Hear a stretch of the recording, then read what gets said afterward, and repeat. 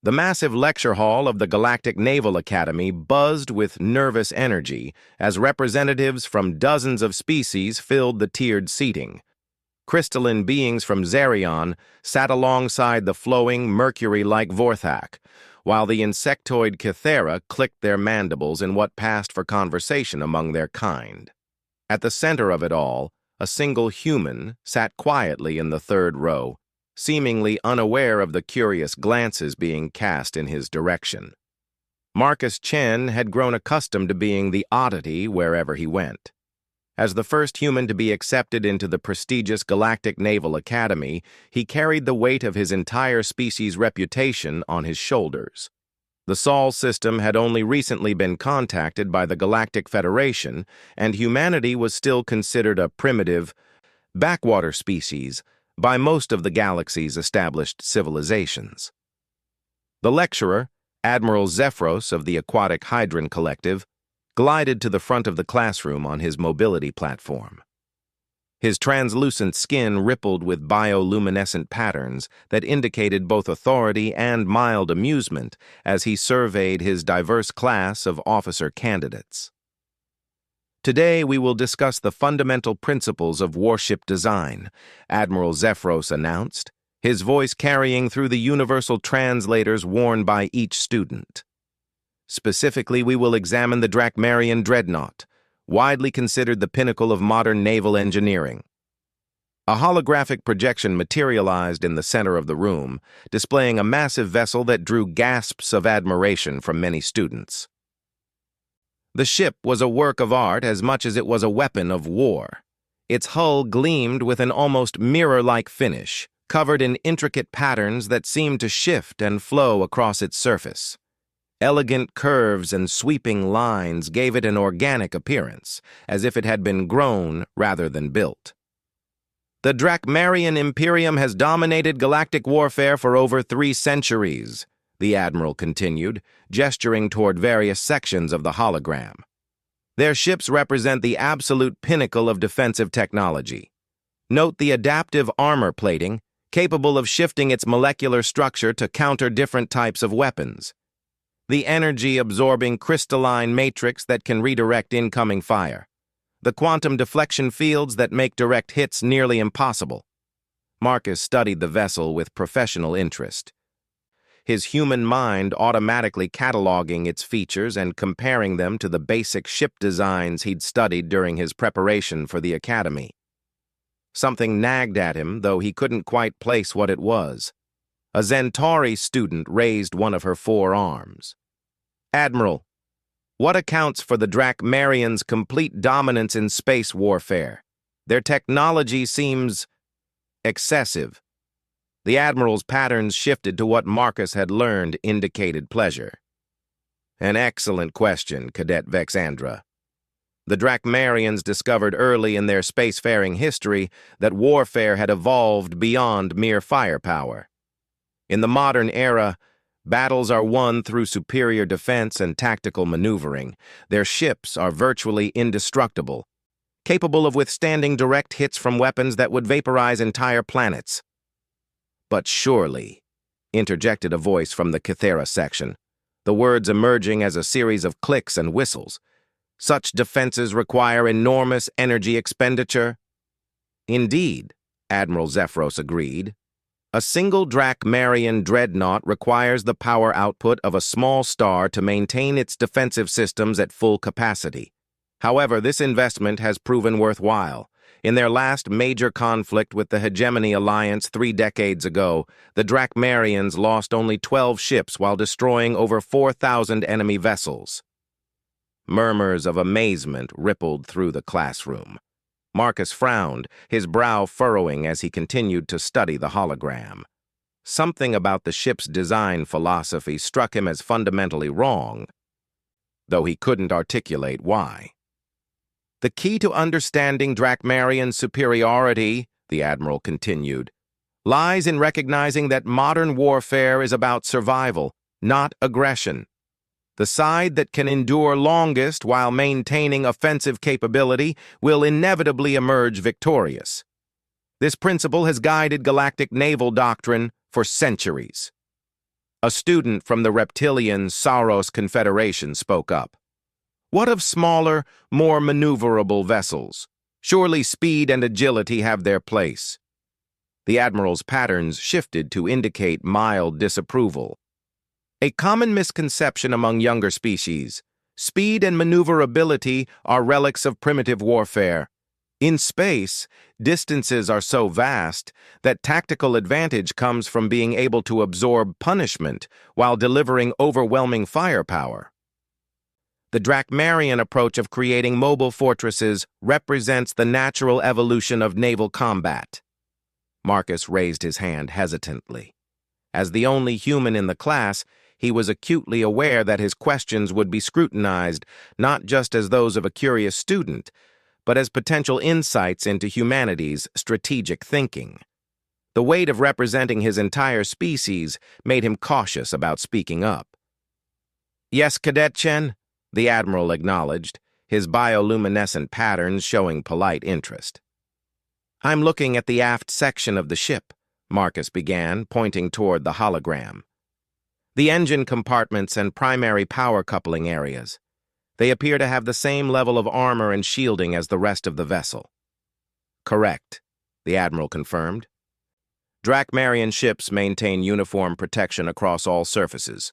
No weak points, no vulnerabilities to exploit." Marcus nodded slowly, still studying the hologram intently. "And the forward sections? The primary sensor arrays and command modules?" "Similarly protected," Admiral Zephyros replied, though his patterns now showed a hint of confusion at the direction of Marcus's questions. "As I mentioned, the ship has no vulnerable areas." The human student was quiet for a long moment, his eyes scanning the hologram with increasing intensity. The rest of the class began to shift uncomfortably, sensing that something significant was happening, but unable to understand what. Finally, Marcus looked directly at the Admiral. "Sir, I have a question about the design philosophy." "Please proceed." Marcus stood up slowly, his movement drawing the attention of every being in the room. "You mentioned that this ship represents the pinnacle of modern warfare, with uniform protection across all surfaces." "That is correct." "Then why," Marcus asked, his voice carrying clearly through the sudden silence of the lecture hall, "is your warship unarmored here?" He pointed directly at a section of the hologram that had seemed, to every other observer, identical to the rest of the vessel. But as he highlighted the area with a gesture, subtle differences became apparent. The armor plating was slightly thinner, the defensive emitters less densely packed.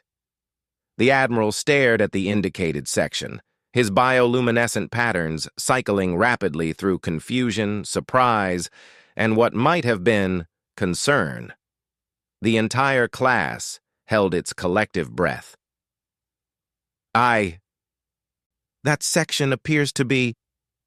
Admiral Zephyros trailed off, manipulating the holographic controls to zoom in on the area Marcus had identified.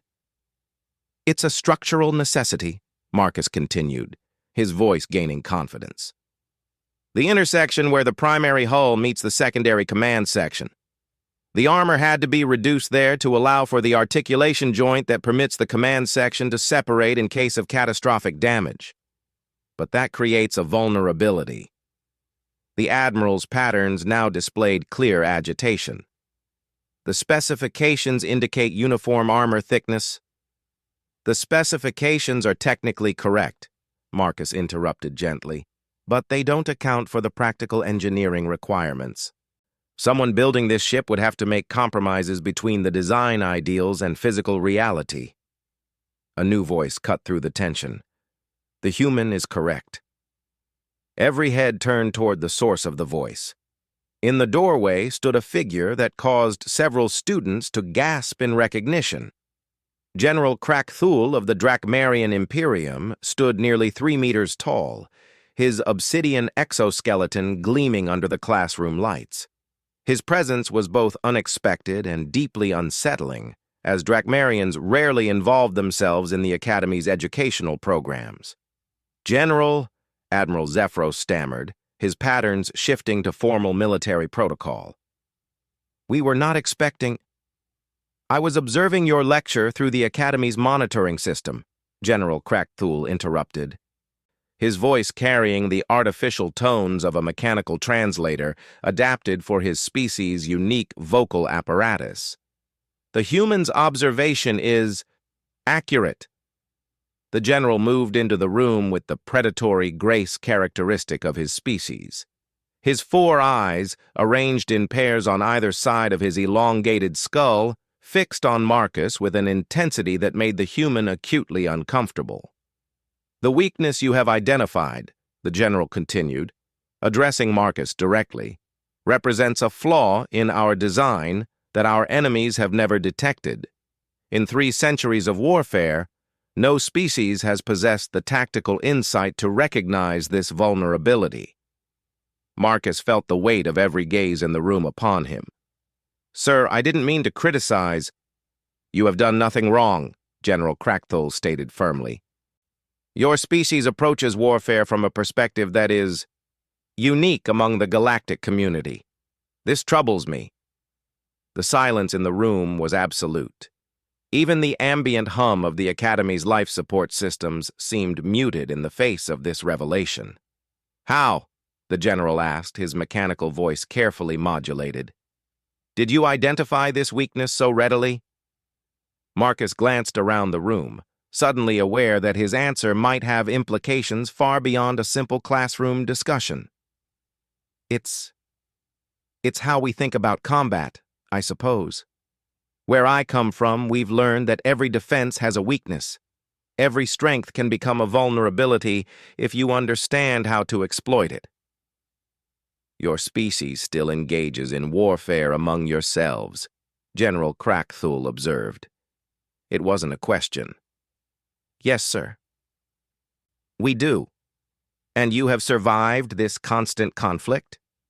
"We've adapted to it." The general was silent for a long moment, his alien features unreadable. When he spoke again, his words sent a chill through the assembled students. "Admiral Zephyros, I believe this curriculum requires significant revision. The human perspective on warfare appears to represent a paradigm shift that our military doctrine has not accounted for." As the general turned to leave, he paused at the doorway. "Cadet Chen, I will be observing your progress with considerable interest. Your species may prove to be more significant than we initially calculated." The door closed behind him with a soft hiss, leaving the classroom in stunned silence. Marcus slowly sat back down, acutely aware that something fundamental had just changed. The other students stared at him with expressions ranging from curiosity to concern to what might have been fear. Admiral Zephyros cleared his throat, his bioluminescent patterns struggling to settle into a normal teaching configuration. "Well then," he said, his voice slightly strained, "perhaps we should examine some alternative approaches to naval architecture." As the lesson continued, Marcus couldn't shake the feeling that he had just inadvertently started something much larger than a simple academic discussion. The way General Crackthul had looked at him, the implications of his words about paradigm shifts and military doctrine revisions, suggested that humanity's integration into galactic civilization might be far more complex than anyone had anticipated. The hologram of the Drachmarian dreadnought continued to rotate slowly in the center of the room, but now every student could see the subtle weakness that Marcus had identified. What had seemed like perfection moments before now appeared flawed, vulnerable, and suddenly very human. Observers might view things quite differently than the rest of the galaxy. Outside the classroom windows, the stars of the galactic core twinkled peacefully, unaware that the balance of power that had maintained stability for centuries might have just shifted in the most unlikely of places. A simple classroom discussion led by a young human who saw warfare not as an art of perfection, but as an endless series of problems to be solved. 3 weeks had passed since Marcus Chen's observation in Admiral Zephyros's classroom, and the Galactic Naval Academy buzzed with an undercurrent of tension that hadn't existed before. Word of the humans' ability to spot weaknesses in supposedly perfect Drakmarian ship designs had spread through the institution like wildfire, creating ripples that extended far beyond the Academy's walls. Marcus found himself the subject of intense scrutiny from both faculty and fellow students. Some approached him with curiosity, eager to understand how human tactical thinking differed from established galactic norms. Others maintained a wary distance, as if his perspective on warfare might somehow be contagious. Most unsettling of all were the visits from various military observers who had suddenly developed an interest in the Academy's educational programs.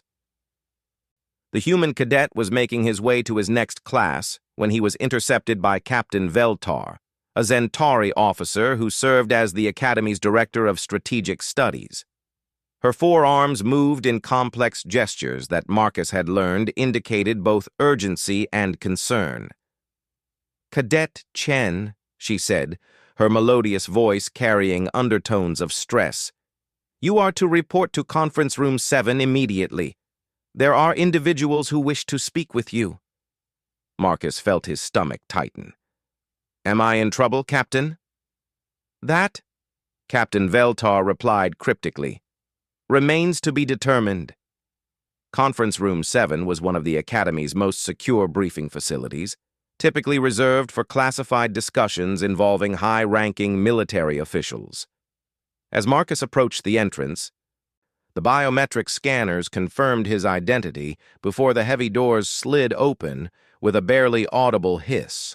Inside, he found himself facing a gathering that would have been unthinkable just a month earlier. General Krakthul sat at the head of the elongated conference table, his obsidian form imposing even in the relative informality of the meeting. To his right sat Admiral Thysaandra of the Hegemony Alliance, her serpentine form coiled gracefully in a specialized chair designed for her species. Across from her, the crystalline ambassador Resonance of Truth represented the Zerion Collective, while several other figures from major galactic powers filled the remaining seats. "Cadet Chen," General Krakthul acknowledged as Marcus entered. "Please be seated." Marcus took the indicated chair, acutely aware that he was surrounded by some of the most powerful military minds in the known galaxy. The weight of their combined attention was almost overwhelming. "We have asked you here," Admiral Thysaandra began, her voice carrying the subtle harmonics characteristic of her species, "because your recent observations have raised concerns about certain fundamental assumptions underlying galactic naval doctrine." Ambassador Resonance of Truth's crystalline form chimed softly as she spoke, the sound translated into words by the room's sophisticated communication systems. "The human perspective appears to approach warfare from a fundamentally different paradigm than that employed by the galactic community." Marcus chose his words carefully. "I'm not sure I understand what you mean by a different paradigm." "Allow me to demonstrate," General Krakthul said, activating the room's holographic projectors. A new ship design materialized above the conference table, this one bearing the elegant curves and flowing lines characteristic of Hegemony Alliance vessels. "This is the Serpentine-class battlecruiser," Admiral Thysaandra explained with obvious pride. "The pride of our fleet. Like Drakmarian ships, it represents centuries of refinement in defensive technologies. Energy-absorbing hull compounds, redundant shielding systems, and adaptive armor that responds to incoming threats."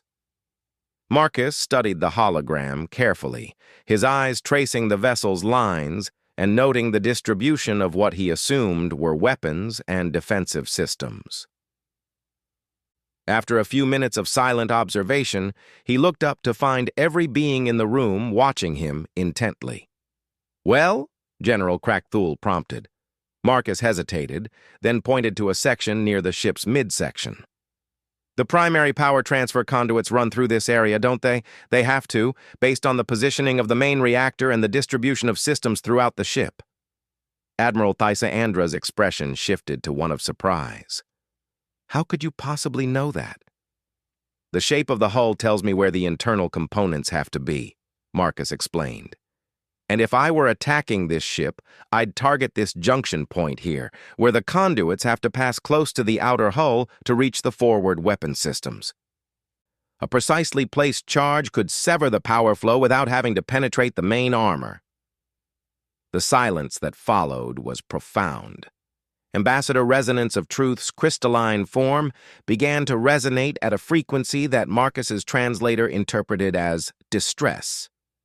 "You are describing tactical approaches that no galactic species employs," she chimed. "Our warfare is based on the principle of overwhelming defensive superiority combined with sustained firepower exchanges." "How does your species conduct warfare?" Admiral Thysa-Andra asked, her coiled form leaning forward with interest. Marcus felt as if he were walking through a minefield. We tend to look for ways to end conflicts quickly. We study our opponents to find weaknesses, then exploit those weaknesses to achieve victory with minimal expenditure of resources. "You seek to win efficiently," General Crackthul observed. "Yes, sir." "And you assume that every defensive system can be defeated?" Marcus nodded slowly.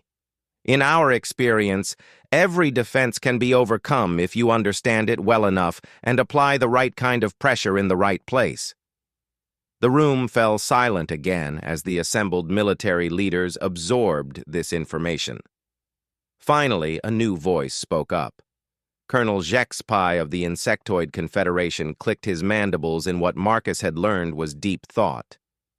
"This explains the reports we have been receiving," he said, his translated voice carrying undertones of concern. "Our intelligence services have detected unusual activity in several neutral systems. Ships conducting what appear to be detailed reconnaissance of our standard defensive platforms." "What kind of reconnaissance?" Admiral Thysa-Andra asked sharply. "Passive scanning focused on structural analysis rather than weapons capabilities. As if someone were studying our defenses not to match them but to—" He paused, mandibles clicking rapidly. "To find ways around them." General Crackthul's 4 eyes fixed on Marcus with an intensity that made the human deeply uncomfortable. "Cadet Chen, how long has your species been aware of our existence?" "Officially, about 18 months. First contact protocols were completed approximately 14 months ago." "And unofficially?" Marcus felt sweat beading on his forehead despite the room's comfortable temperature. I don't know what you mean." "Sir, our intelligence suggests that human vessels have been observed in deep space for considerably longer than 18 months. Ships that did not respond to hails and disappeared when approached by patrol vessels." The implications of the general's words hit Marcus like a physical blow. "Are you suggesting that humanity has been spying on the galaxy?" "We are suggesting," Ambassador Resonance of Truth chimed, "that your species may have been gathering intelligence about galactic military capabilities while presenting itself as a primitive civilization seeking peaceful integration." Marcus felt his world tilting off its axis. "I don't know anything about that. I'm just a student." "Perhaps," General Crackthul said. "But you are a student whose casual observations have identified critical vulnerabilities in warships designed by civilizations that have been perfecting their craft for millennia. Either your species possesses an intuitive understanding of warfare that far exceeds our own, or you have been studying us much longer than you claim." Admiral Thysa-Andra activated her personal communicator. "Colonel Renthavik, please join us in Conference Room 7. A few minutes later, the door opened to admit a tall, lean figure wearing the uniform of Galactic Intelligence. Colonel Renthavik belonged to the Ethereal Collective, a species known for their analytical minds and their ability to process vast amounts of information simultaneously. "Colonel, General Krackthul said without preamble. "Please share your recent findings regarding human space activity." The colonel's pale, elongated features remained expressionless as he activated a personal data device. "Our deep space monitoring stations have detected 17 separate incidents of unidentified vessels operating in galactic territory over the past 3 years. The ships in question employed stealth technologies unknown to our databases and demonstrated capabilities suggesting advanced understanding of our sensor networks." "What kind of capabilities?" Marcus asked, though part of him wasn't sure he wanted to know the answer. The vessels appeared to be conducting systematic reconnaissance of major shipping lanes, military installations, and strategic resource sites. Their movement patterns suggest detailed knowledge of our patrol schedules and defensive positioning. Colonel Renthvik manipulated his device, causing a star chart to appear above the conference table. Red dots marked various locations throughout galactic space, forming a pattern that even Marcus could see represented a comprehensive intelligence-gathering operation. "Furthermore," the colonel continued, "analysis of the reconnaissance patterns suggests the collection of data specifically relevant to identifying weaknesses in our defensive networks. Whoever was operating these ships was not interested in our strengths, but rather in our vulnerabilities." Marcus stared at the star chart, feeling as if the ground were disappearing beneath his feet. "You think these were human ships?" "The technology signatures don't match any known galactic civilization," Admiral Thisandra replied. "And the timing correlates perfectly with your species' appearance in our territory." "But that's impossible," Marcus protested. "Humanity barely has interplanetary capability. We've only recently developed faster-than-light travel." General Krackthul leaned forward, his alien features unreadable. "Then explain to me, Cadet Chen, how a supposedly primitive species produces individuals capable of identifying tactical vulnerabilities that have escaped notice by our most experienced military analysts." Marcus felt trapped, caught between his genuine ignorance of any human intelligence operations and the mounting evidence that humanity might not be the simple, peaceful species seeking galactic integration that he had believed them to be. "I don't know," he said finally. "I really don't know." Ambassador Resonance of Truth's crystalline form began to resonate at a low frequency that the translators rendered as thoughtful consideration. "Perhaps the question is not what the humans know, but how they think." "Explain," Admiral Thisandra requested. "We have approached warfare as a problem of engineering superiority. Build better defenses, develop more powerful weapons, create more efficient systems. But the human approach appears to be fundamentally different. They view warfare as a problem to be solved rather than a contest to be won through superior resources." Colonel Renthvik nodded slowly. "The reconnaissance patterns support this theory. Whoever was gathering this intelligence was not trying to match our capabilities, but to understand them well enough to neutralize them." "Which raises," General Krackthul said, his mechanical voice carrying ominous undertones, "the question of what humanity intends to do with this understanding." Marcus looked around the room at the assembled representatives of galactic power, seeing suspicion and concern in their alien features. He realized that his innocent observation in a classroom had somehow escalated into what might become an interstellar incident. "What happens now?" he asked. "Now," General Krackthul replied, "we decide whether humanity represents an opportunity for the galaxy to learn new approaches to an ancient problem, or whether your species represents a threat that must be carefully managed." The weight of representing not just himself, but his entire species, settled on Marcus's shoulders like a crushing burden. In the space of a few weeks, he had gone from being a curious student to potentially being at the center of a crisis that could determine humanity's place in the galactic community. As the meeting concluded and the various officials filed out of the room, Marcus remained seated, staring at the star chart that still floated above the conference table. Somewhere out there, human ships might be continuing their mysterious reconnaissance missions, gathering intelligence about galactic defenses while Earth's official representatives spoke of peaceful cooperation and cultural exchange. The question that haunted him as he finally left the conference room was simple but terrifying.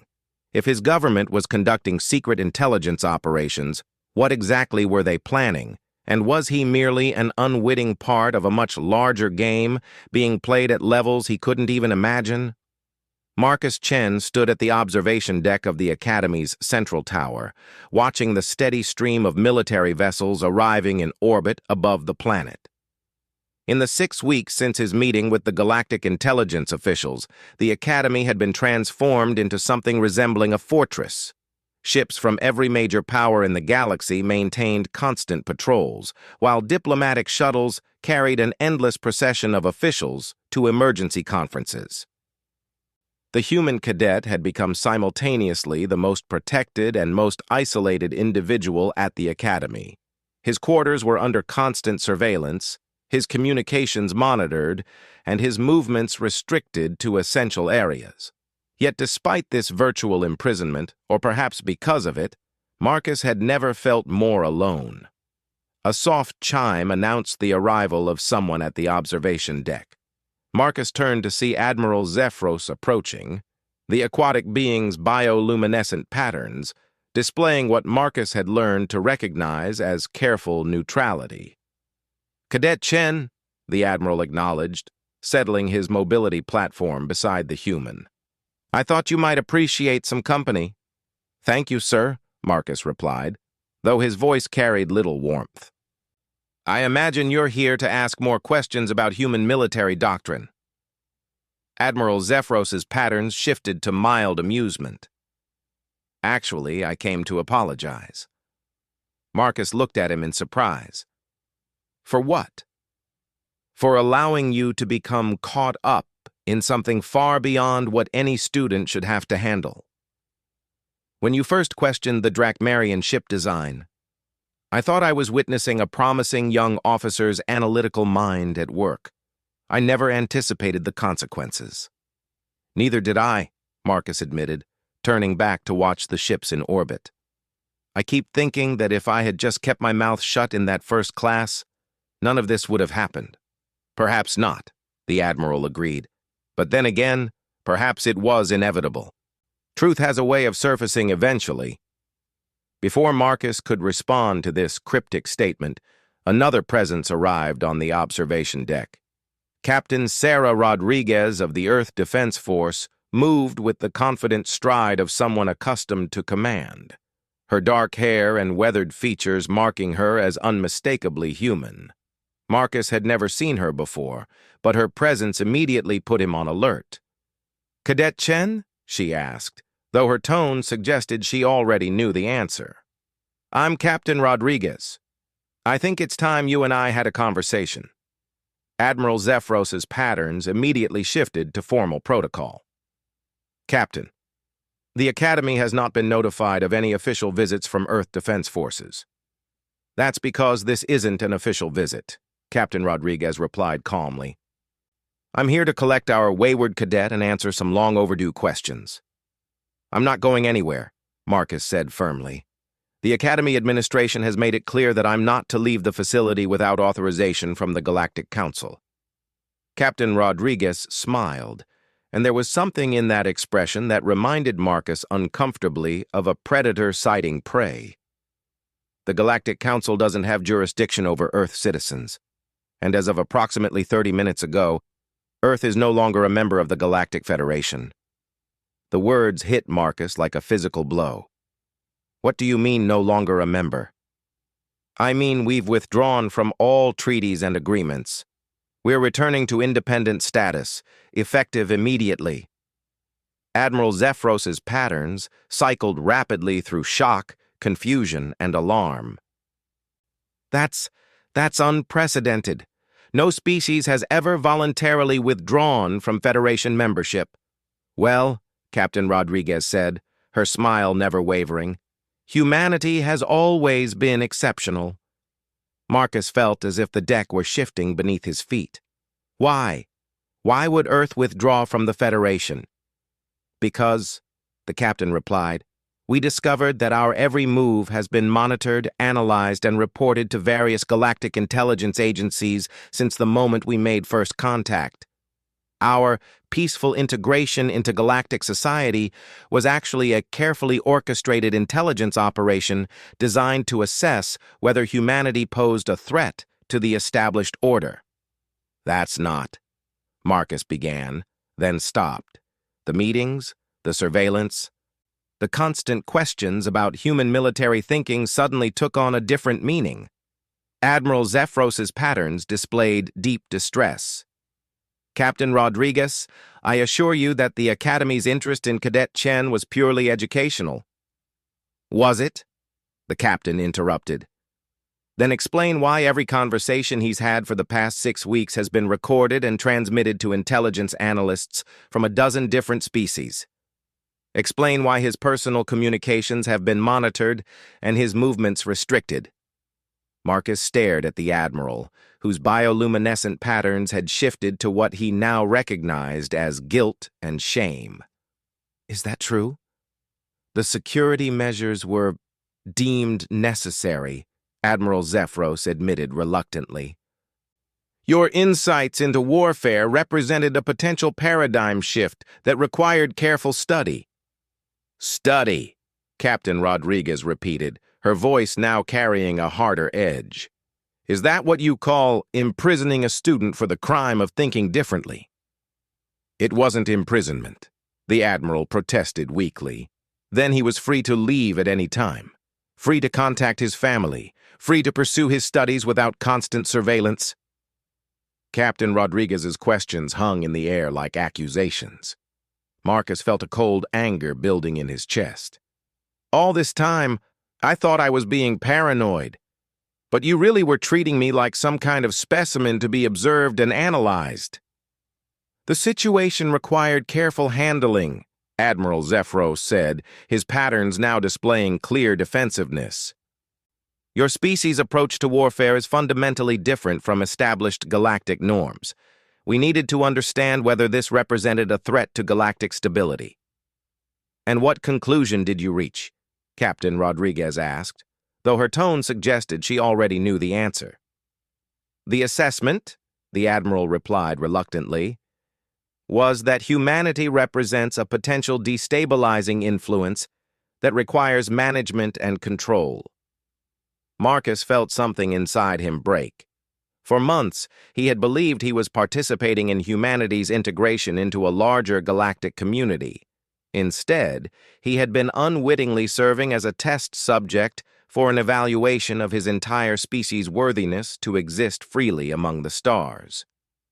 So what happens now? He asked, his voice hollow. Captain Rodriguez activated a personal communicator. Now we go home, and we prepare for the consequences of the galaxy deciding that humanity needs to be managed. Consequences? Admiral Zephyros asked, his patterns shifting to alarm. Did you really think we weren't paying attention? Captain Rodriguez replied. Those reconnaissance missions your intelligence services detected? Those were just the tip of the iceberg. While you were studying our cadet here, we were studying you. Every ship design, every defensive system, every strategic doctrine. We've been learning how you think, how you fight, and most importantly, how you can be beaten. The Admiral's patterns cycled through shock, fear, and desperate hope.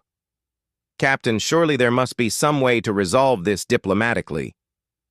The Federation has no desire for conflict with humanity. The Federation had no desire to treat humanity as an equal partner either, Captain Rodriguez pointed out.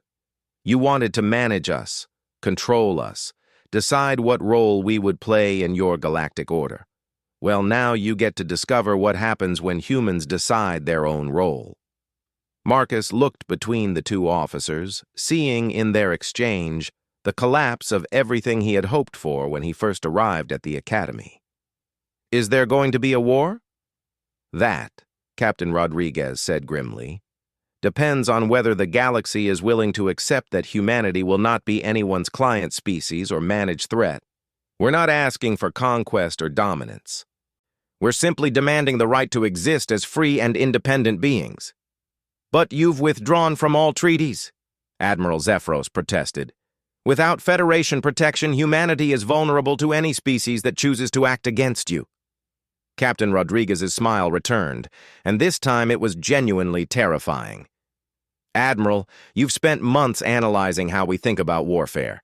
Did any of your analysts consider that a species that approaches conflict as a problem to be solved might have already worked out solutions to problems you haven't even recognized yet? Before the Admiral could respond, alarms began sounding throughout the Academy. Emergency lights bathed the observation deck in red as automated systems announced the detection of incoming vessels. Through the transparent aluminum windows, Marcus could see new ships dropping out of hyperspace, but these weren't the elegant flowing designs of galactic civilization. These vessels were angular, utilitarian, and clearly built for function rather than form. They moved with a purposefulness that spoke of military precision and strategic thinking. "The Earth Fleet," Captain Rodriguez announced unnecessarily. "They're here to escort us home." Marcus watched in fascination as the human ships took up positions that clearly demonstrated intimate knowledge of the Academy's defensive systems. They hadn't approached as conquerors or even as equals. They had positioned themselves as beings who understood exactly how to neutralize any threat without firing a single shot. "How?" Admiral Zephyros whispered, his patterns displaying complete bewilderment. "How could you have developed such capabilities without our knowledge?" "You studied us like we were an interesting specimen," Captain Rodriguez replied. "We studied you like you were an opponent to be understood and defeated. The difference in approach produced very different results." As they watched, more alarms sounded as galactic patrol vessels moved to intercept the human fleet. Marcus held his breath, waiting for the first shots to be fired in what might become the galaxy's first war with humanity. Instead, the human ships simply disappeared. "Stealth systems," Admiral Zephyros breathed, his patterns cycling through awe and terror. "But that's impossible. Our sensors can detect anything in normal space." "Your sensors can detect anything using galactic technology," Captain Rodriguez corrected. "Humanity developed in isolation. Remember? We had to solve the same problems you did, but we solved them differently." The human ships reappeared moments later, but now they were inside the Academy's defensive perimeter, positioned where they could disable the station's primary systems within seconds if they chose to do so. The demonstration was both elegant and terrifying in its implications. "This is not an act of war," Captain Rodriguez announced to Admiral Zephyros, though her words were clearly intended for the recording devices she knew were monitoring their conversation. "This is a demonstration. Humanity is withdrawing from galactic society, not because we fear you, but because we refuse to be controlled by you." Marcus found himself caught between admiration for the tactical brilliance of the demonstration and horror at what it represented. What about the students, the cultural exchange, the idea of peaceful coexistence? "That door remains open," Captain Rodriguez said, her expression softening slightly as she looked at him. "But it opens on terms of equality, not management. When the galaxy is ready to treat humanity as an equal partner rather than a problem to be solved, we can talk again." She activated her communicator again. "This is Rodriguez. Prepare for transport." As the transport beam began to envelop them, Marcus looked back at Admiral Zephyros one last time. The aquatic being's patterns had settled into what Marcus recognized as profound sadness. "Admiral," Marcus called out as the beam strengthened. "For what it's worth, I learned a great deal at the Academy. Thank you for that." "And I," the Admiral replied, his voice barely audible over the transport system, "have learned that the galaxy is about to become a much more complicated place." As the transport beam completed its cycle, Marcus found himself aboard a human warship for the first time. The corridors were cramped compared to the spacious designs of galactic vessels, but they hummed with an efficiency and purpose that spoke of minds that understood war not as an art, but as a science. Through the ship's viewports, he could see the Academy growing smaller as they withdrew to a safe distance. Around them, the human fleet maintained its formation, a silent reminder to the watching galaxy that humanity had been underestimated at everyone's peril. "So what happens now?" Marcus asked Captain Rodriguez as they made their way to the ship's bridge. "Now," she replied, "we go home and prepare for whatever the galaxy decides to do next. And we hope that when they've had time to think about what they've seen today, they'll choose wisdom over force." Marcus nodded, understanding that his time as a student was over. He was no longer Cadet Chen of the Galactic Naval Academy. He was Marcus Chen of humanity, and his education in the realities of galactic politics was just beginning. As the human fleet jumped to hyperspace, leaving behind a thoroughly shaken academy and a galaxy suddenly forced to reconsider its assumptions about the newest members of the galactic community, Marcus couldn't help but wonder if his innocent question in Admiral Zephyros's classroom had been the first shot in a war that nobody wanted, but everyone was now preparing for. The answer to that question, he realized, would determine not just humanity's future among the stars, but the future of the galaxy itself.